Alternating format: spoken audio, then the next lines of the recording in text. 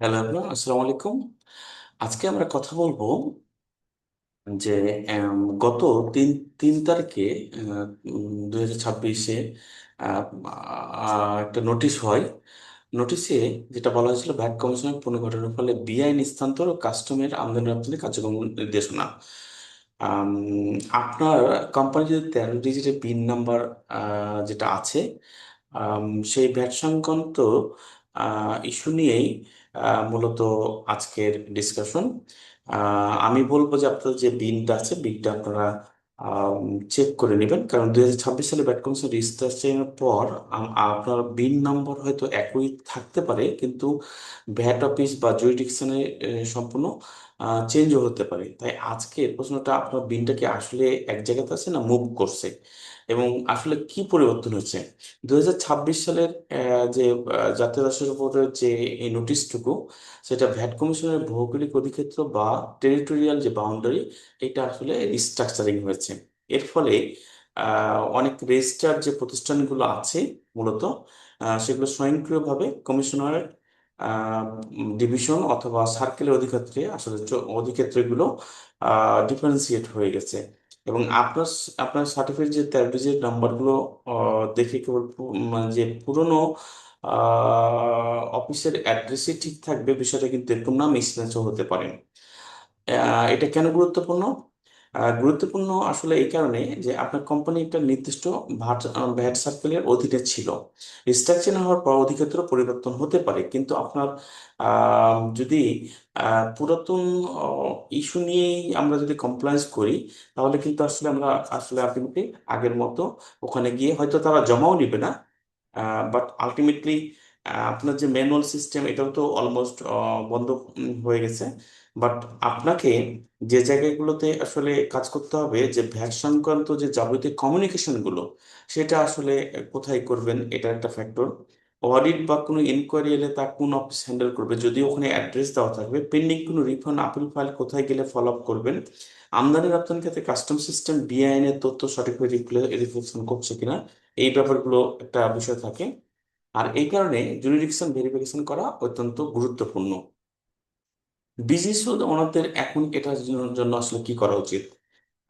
আসলে আহ, আপনার যে 13 ডিজিট বিন সিস্টেম আছে, সেটা current registration information search verify করুন। আপনার নিকটবর্তী বা আপনার আগে যে সার্কেলে ছিলেন, সেই সার্কেলে গিয়েও আপনি এটা জানতে পারবেন। তারপর কারেন্ট কমিশনার, তারপর ডিভিশন, সার্কেল, বিজনেস অ্যাড্রেসগুলো আপনার তথ্য বর্তমান যে তথ্য অধিক্ষেত্র সামঞ্জস্যপূর্ণ কিনা বা সিমিলার হচ্ছে কিনা বা মিলতেছে কিনা, তা আগে নিশ্চিত করতে হবে। ইম্পোর্টার এবং এক্সপোর্টারের জন্য যে মেসেজটুকু, সেটা আপনার প্রতিষ্ঠানে ইম্পোর্ট বা এক্সপোর্টের সাথে যুক্ত থাকে, তবে এই বিষয়টি আরো বেশি আমি বলবো যে সংবেদনশীল। কাস্টম ক্লিয়ারেন্সের সময় আপনার বিআইএন এর তথ্য সাথে কমিশনের অধিক্ষেত্র রিয়েল টাইমে সিঙ্ক হতে হয়, এটাও ইম্পর্টেন্ট ইস্যু। তাই ভ্যাট পরিবর্তনের ফলে কাস্টমার ওয়ার্কফ্লোতে যেন কোনো টেকনিক্যাল জটিলতা না হয়, তা আগে ভাগেই আপনাকে এটা কনফার্ম করতে হবে। পেন্ডিং ভ্যাট ইস্যু থাকলে তাহলে করণীয় কি? এছাড়া আপনার যদি আগের কোনো ভ্যাট অডিট বা ডিমান্ড নোটিশ বা রিফান্ড ক্লেম বা পেন্ডিং কোনোভাবে আবেদন চলমান থাকে, তাহলে নিজ থেকেই কোনো কিছু অনুমান না করে সুনির্দিষ্ট নিশ্চিত হন যে আপনার সেই ফাইলটি বর্তমানে কোন সার্কেল বা কোন কর্মকর্তার আন্ডারে ট্রান্সফার হয়েছে। তাই 2026 সালের অতি পরিবর্তন পর আপনার কোম্পানির জন্য বিন এবং ভ্যাট কমপ্লায়েন্স গুলো চেক করতে হবে। চেক করুন বিন নাম্বারটি, চেক করুন business district, commissionerate, division, circle. যদি পেন্ডিং কোনো ম্যাটার থাকে, ইম্পোর্ট এক্সপোর্টের ইনফরমেশন গুলো সাথে সেটার সাথে মিলাই নেবেন। এবং আম, যে বিন নাম্বারগুলো যে এখানে বলা হয়েছে যে পুনর্গঠন প্রতি অবস্থা অনুসারে স্থানিত বিন সমূহ যে 4টি সংখ্যা পরিবর্তিত হয়েছে, কমিশনার ডিভিশনকে বোঝায়, এবং প্রতিষ্ঠান বিএন অন্যান্য তথ্য অপরিচিত থাকবে।